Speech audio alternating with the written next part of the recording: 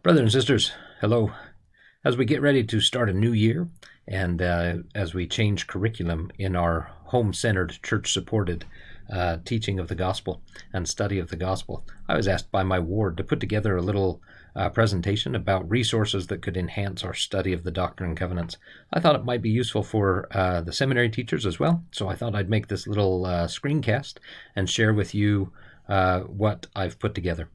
So as we prepare to teach this year in the Doctrine and Covenants, I want to keep in mind, first and foremost, that our primary sources are the standard works. Our primary source for teaching the Doctrine and Covenants is going to be the Doctrine and Covenants, along with Joseph Smith history and things like that. But our primary source needs to be the Scriptures, when that's our goal, is to teach the Scriptures. And then also primary sources are the approved church manuals. Of course, for the Come Follow Me for individuals and families, we've each got a manual to use, and it's in the Gospel Library app. And in seminary, then we've got the seminary materials as well that we can use and will be useful for us as we prepare those lessons and teach the youth. So those are the primary sources, and should always take the preeminent place in what we do. Now, some secondary sources. There's some that are really valuable. In fact, there's one source that I think is more valuable than any other, to be honest with you, yet I find very few members of the church know about it. And that's a book called Revelations in Context.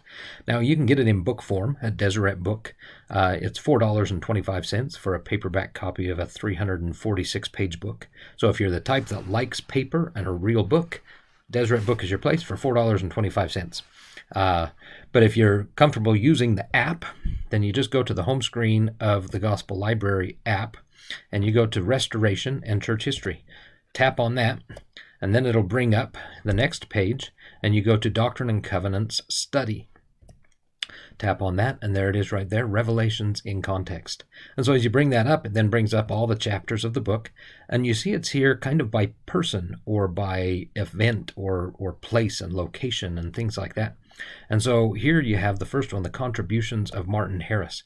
And then when you are actually in the chapter, it'll show you that it's actually using here these sections as well. Those are the sections that were given to Martin Harris and where he plays a more significant role.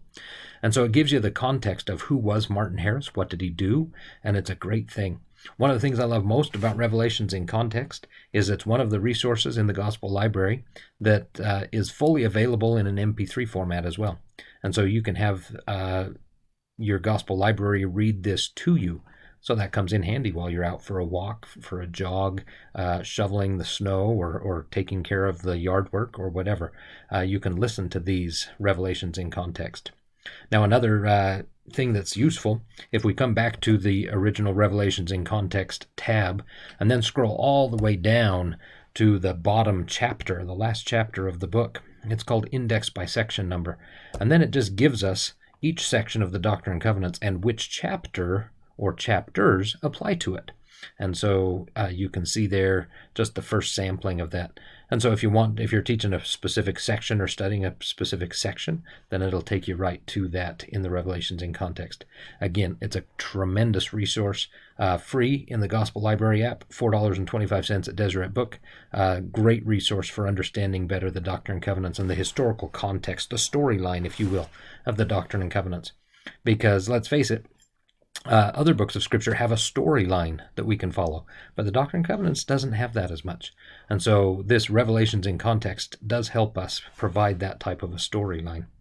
Another thing that'll help provide that storyline, of course, another secondary source, would be Saints, Volume 1, and that covers most of what we will study in the Doctrine and Covenants, and Saints Volume 2 covers a little bit of it as well. So Saints Volume 1 takes us from before the first vision up until the saints start leaving Nauvoo. And then Saints Volume 2 takes us from leaving Nauvoo until the dedication of the Salt Lake Temple. And then, of course, there's Saints Volumes 3 and 4 that are still forthcoming. So they're not available for us yet, but they'll be great resources too, I'm sure. Again, you can buy those at Deseret Book. They're fairly affordable, or they're available for you for free on the Gospel Library app. Again, go to Restoration and Church History, and there's Saints Volumes 1 and 2.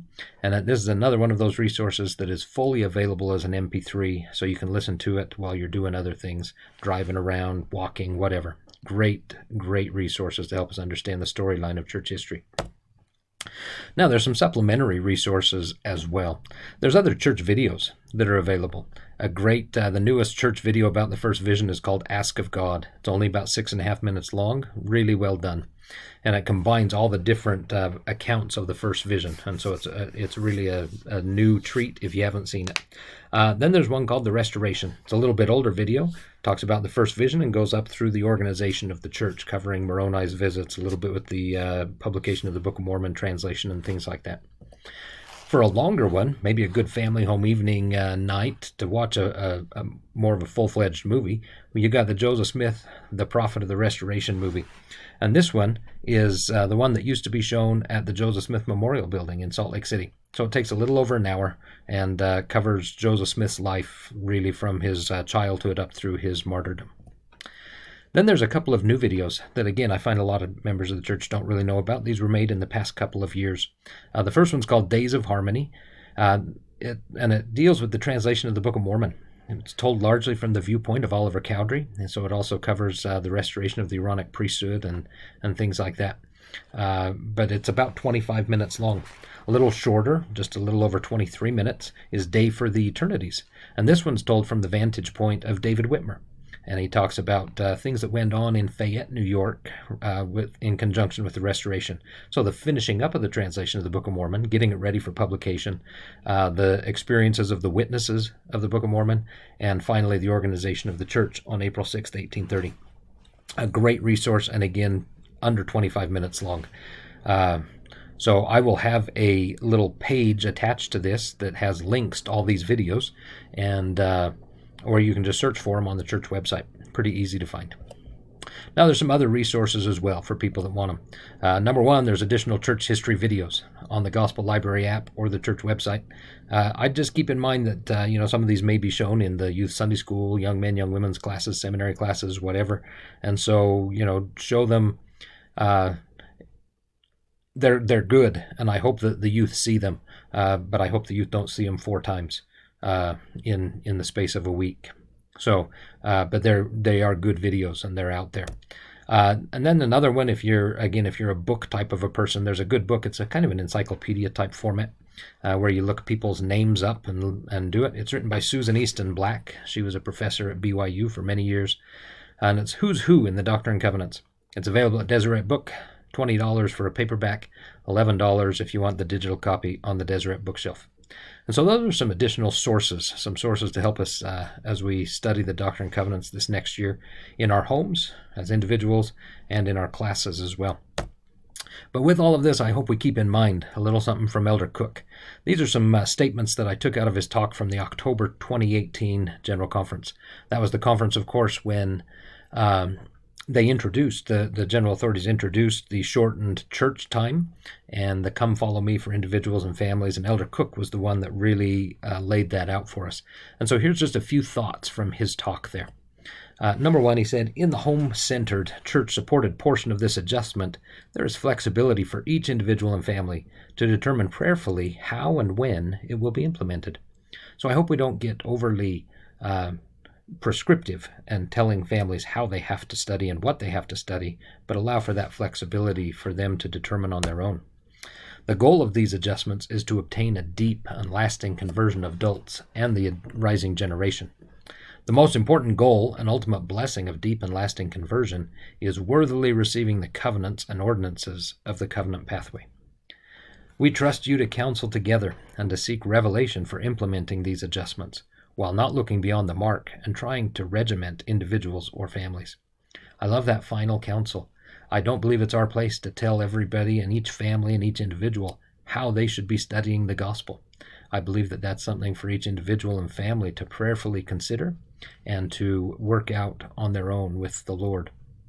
And they can determine what will best help them achieve these goals of deep and lasting conversion and worthily receiving the covenants and ordinances of the covenant pathway. And I know that as we do our part, we'll be able to help the youth and the families of the church to do this in a home-centered and church-supported way. Thanks. Make it a great day.